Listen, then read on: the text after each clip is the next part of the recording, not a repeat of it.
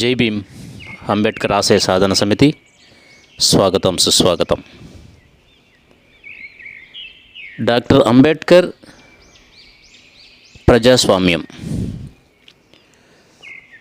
ప్రజాస్వామ్య ప్రయోజనం సామాన్య ప్రజల సంక్షేమమేనని, స్వేచ్ఛ, సమానత్వం, సౌభ్రాతృత్వంతో కూడిన మానవ సంబంధాలు సామాజిక ఆర్థిక రంగాల్లో లోపిస్తే రాజకీయ ప్రజాస్వామ్యం మనలేదని, ప్రజలు ప్రజాస్వామ్యంలో భాగస్వామ్యం వహించినంత కాలం వారి జీవితాలు మెరుగు పడనే పడవని అంటారు అంబేద్కర్. ప్రజాస్వామ్యానికి ప్రాతిపదిక వ్యక్తేనని, వ్యక్తులు స్వేచ్ఛగా సమానంగా జీవించేందుకు కొన్ని హక్కులు ఉండాలని, ఆ హక్కులను రాజ్యాంగం భద్రత కల్పించాలని, రాజ్యాంగానికి లోబడి అందరూ నడుచుకోవాలని, ప్రభుత్వం ఈ హక్కులను బాధ్యతతో అమలు చేయాలనే అంశంపై ప్రజాస్వామ్యం విజయం ఉంటుందంటారు అంబేద్కర్. భారత రాజ్యాంగాన్ని ప్రజాస్వామ్యబద్ధంగా తీర్చిదిద్దడం ద్వారా అంబేద్కర్ వ్యక్తులందరికీ సామాజిక న్యాయాన్ని ప్రసాదించారు. ప్రజాస్వామ్యం అనే ఒక్క విలువపై ఆయన ఎన్నో వ్యవస్థలు రూపొందించారు.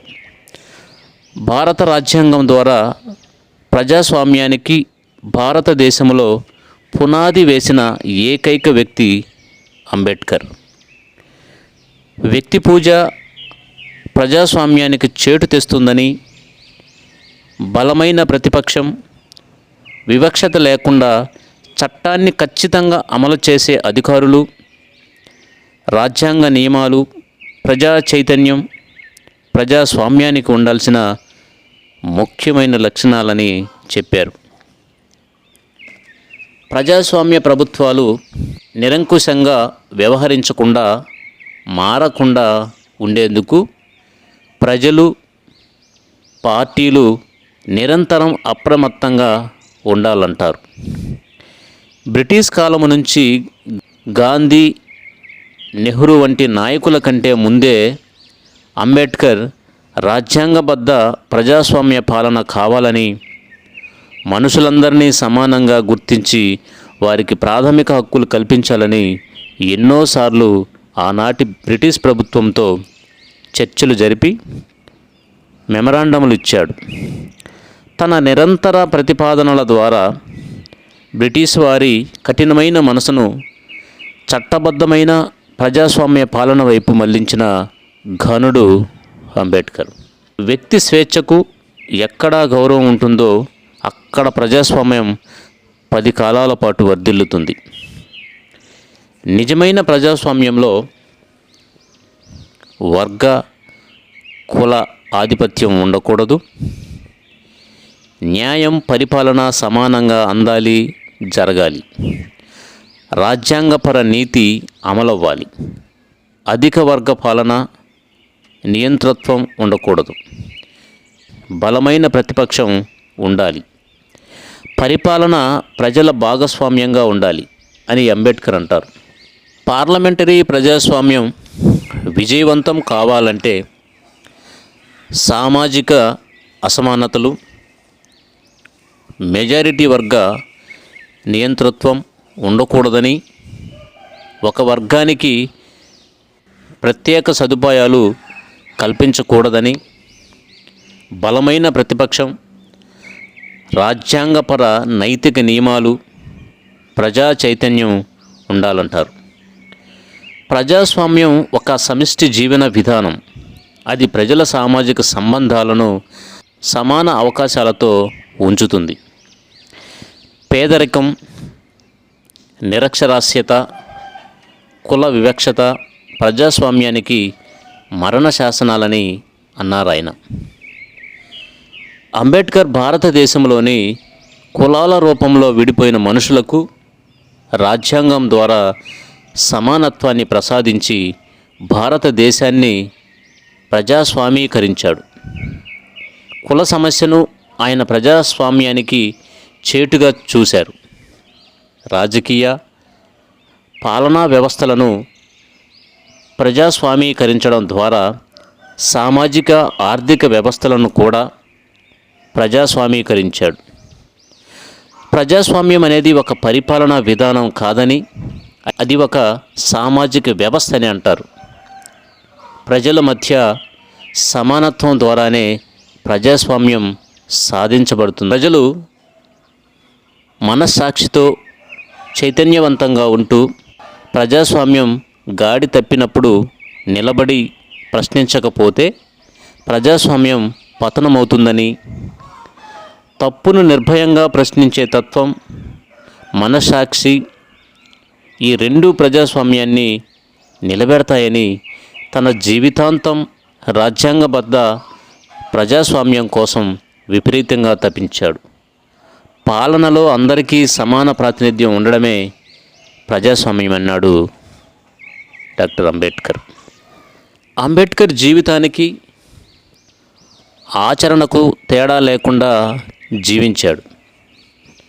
అనేక రంగాలలో, శాస్త్రాలలో అంబేద్కర్ ఆలోచనలు, సంస్కరణలు హేతుబద్ధత, శాస్త్రీయత అనే రెండు అంశాల ఆధారంగా కొనసాగుతాయి. హేతుబద్ధంగానే ఆయన బౌద్ధాన్ని సంస్కరించి దానిని నవయాన బౌద్ధంగా ప్రాచుర్యంలోకి తెచ్చాడు. రాజ్యాంగంలో సైతం పౌరులందరూ హేతువాద శాస్త్రీయ దృష్టిని కలిగి ఉండాలని రాశారు. మనిషి మానవ సంక్షేమం ప్రాతిపదికగా అంబేద్కర్ కార్యాచరణ మొత్తం కొనసాగింది. మనిషికి అతీతమైన ఏ శక్తిని అంబేద్కర్ అంగీకరించలేదు. సమాజం, మతం, దేశం అన్నీ వ్యక్తి సంక్షేమం కోసమే. వ్యక్తి భద్రతే సమాజ భద్రత అని అంటారు. మనుషుల మధ్య ఉన్న వివక్ష మొత్తంగా దేశ సంక్షేమాన్ని దెబ్బతీస్తుందని ఉదాహరణలతో సహా నిరూపించిన అంబేద్కర్ జీవితాంతం భారత ప్రజల స్వేచ్ఛ సమానత్వాల కోసం కృషి చేసి అక్షరాలా వాటిని సాధించి చూపాడు. వ్యక్తి తన చర్యలకు తానే బాధ్యుడని అనడం ద్వారా మానవతీత శక్తుల ఆధిపత్యాన్ని తిరస్కరించి మానవతకు పెద్దపీట వేశాడు. వ్యక్తి స్వేచ్ఛ ప్రాతిపదికగా ఆయన రాజ్యాంగ రచన చేశారు. శాసనం, చట్టం ఏ రూపంలో ఉన్నా దాన్ని మానవీయంగా మార్చి ప్రజలకు ఉపయోగపడేలా తీర్చిదిద్దాడు. భారత పరిపాలనా వ్యవస్థను, హిందూ మనస్తత్వాన్ని, రాజకీయ వ్యవస్థను మానవీకరించడం అంబేద్కర్ గొప్పదనం.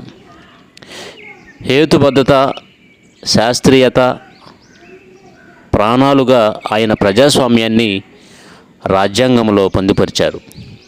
హేతువాద, మానవతావాదాలే పునాదిగా అంబేద్కర్ తన సాహిత్యాన్నంతా సృజించారు. మానవతావాదానికి మహావాక్యాలైన స్వేచ్ఛ, సమానత్వం, సోదర భావాలను ఆయన తన జీవితంలో ప్రతి చర్యలో ప్రతిఫలించాడు. అధికారం, అణచివేత, పీడనకు వ్యతిరేకంగా పోరాడేందుకు శాస్త్రీయ హేతువాదాన్ని ప్రతిపాదించిన గొప్ప మానవతావాది. ఈ దేశంలో సామాజిక న్యాయం మాత్రమే ధర్మాన్ని నిలబెట్టి కాపాడుతుందని నమ్మాడు. దీనికోసం బ్రిటిష్ పాలకులపై అనేక రూపాల్లో పోరాటం చేసి, ఒత్తిడి చేసి ఆనాటి నుండే పాలనా వ్యవస్థను ప్రజాస్వామీకరించేందుకు వ్యూహాత్మకంగా పోరాడిన దీశాలి. ఈ దేశంలో ప్రజల సమస్యల గురించి, ప్రాథమిక అవసరాల గురించి, చేయాల్సిన చట్టాల గురించి బ్రిటిష్ పాలకులకే మొట్టమొదటిసారి సమగ్రంగా తెలియజెప్పిన జ్ఞాని భారతీయ రాజకీయాల్లో అంబేద్కర్ ఒకడే. బ్రిటిష్ వలస పాలన నుంచి మన దేశంలోని ఒక్కో పరిపాలనా వ్యవస్థను, ఒక్కో రంగాన్ని క్రమబద్ధంగా తన మేధోశక్తితో విముక్తం చేసి భారతదేశానికి నిర్దిష్టమైన జాతీయవాదాన్ని అందించిన కార్యసాధకుడు. రాజ్యాంగబద్ధమైన ప్రజాస్వామ్యాన్ని సక్రమంగా అమలు చేయడం ద్వారా ప్రజలందరికీ సామాజిక న్యాయం, సమపాలన అందించడం ద్వారా మాత్రమే దేశ సమైక్యత సాధ్యమని అంటారు. సామాజిక స్థిరత్వమే దేశ సమైక్యతకు మూలం. సామాజిక సుస్థిరత, సమానత్వం సాధించకుండా దేశ సమైక్యత సాధ్యం కాదంటారు ఆయన. అంబేద్కర్ దృష్టిలో దేశభక్తి, జాతీయవాదం అంటే సమాజంలో ఆర్థిక, సామాజిక, రాజకీయ, సాంస్కృతిక సమానత్వం, స్వేచ్ఛ మాత్రమే. జాతీయవాదం అంటే బానిసత్వం నుండి, పరాయి పాలన నుంచి విముక్తి కావడమే కాదు, మన దేశంలో పౌరులను అన్ని రకాల వివక్ష, పరాధీనతల నుంచి విముక్తి చేయడమే అంటారు.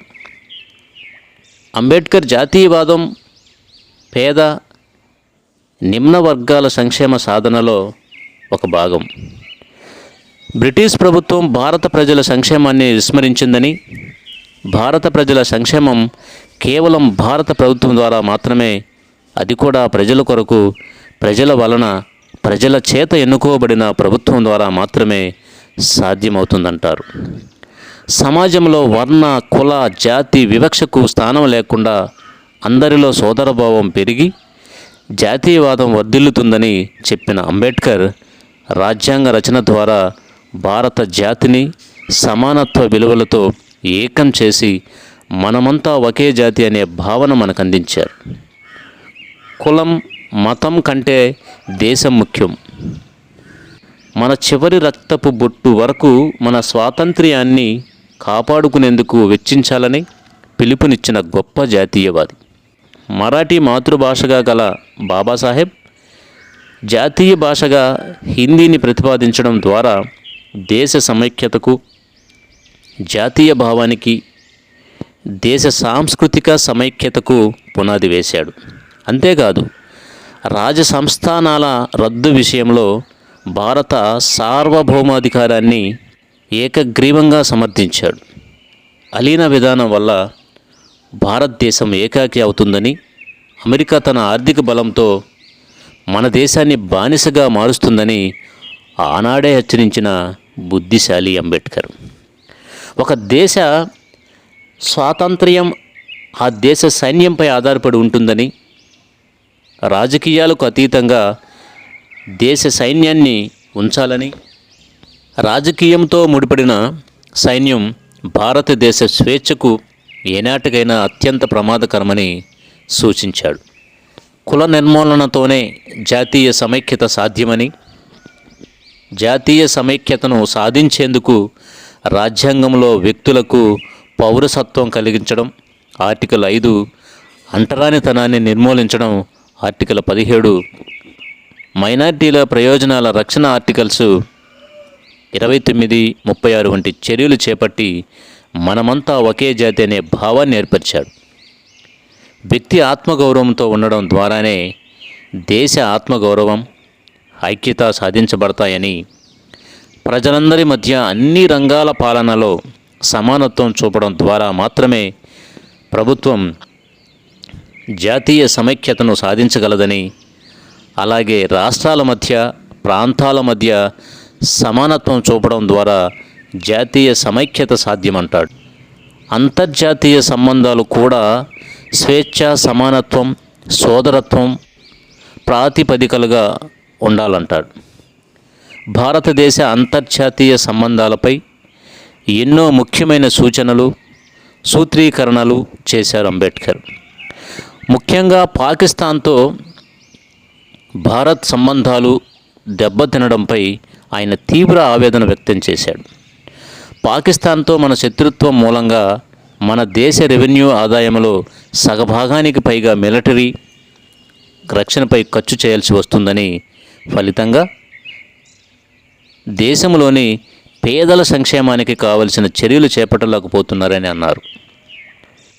1942లో అంబేద్కర్ వైస్రాయ్ కార్యనిర్వాహక మండలిలో డిఫెన్స్ సలహాదారుడిగా నియమించబడిన తర్వాత రెండో ప్రపంచ యుద్ధ సమయంలో భారతదేశ రక్షణ గురించి ఎన్నో ప్రతిపాదనలు చేశారు. యువకులకు తప్పనిసరిగా మిలిటరీ శిక్షణ ఇవ్వాలన్నాడు. దేశ రక్షణ కోసం వ్యూహాత్మకంగా హైదరాబాద్ను రెండవ రాజధానిగా ఏర్పాటు చేయాలన్నాడు. భారత విదేశాంగ విధానం ఇతర దేశాల సమస్యలను పరిష్కరించే విధంగా ఉండాలే కానీ కేవలం మన దేశ సమస్యలు మాత్రమే పరిష్కరించేదిగా ఉండకూడదన్నాడు. జాతీయవాదం అనే భావన ప్రాథమికంగా ప్రజల మధ్య సామాజిక ఐక్యతే, అలాగే అన్ని దేశాల మధ్య సమానత్వమే, సోదర భావనే అంతర్జాతీయవాదమని నిర్వచించినటువంటి గొప్ప మేధోశాలి, ప్రపంచ మేధావి డాక్టర్ బాబాసాహెబ్ అంబేద్కర్. కాబట్టి ఈ వీడియో మీకు నచ్చినట్లయితే లైక్ చేసి, షేర్ చేసి, సబ్స్క్రైబ్ చేసుకుంటారని కోరుకుంటూ మరెన్నో మంచి విషయాలతోటి మళ్ళీ మీ ముందుకు వస్తా. అంతవరకు జై భీమ్, బాయ్ బాయ్.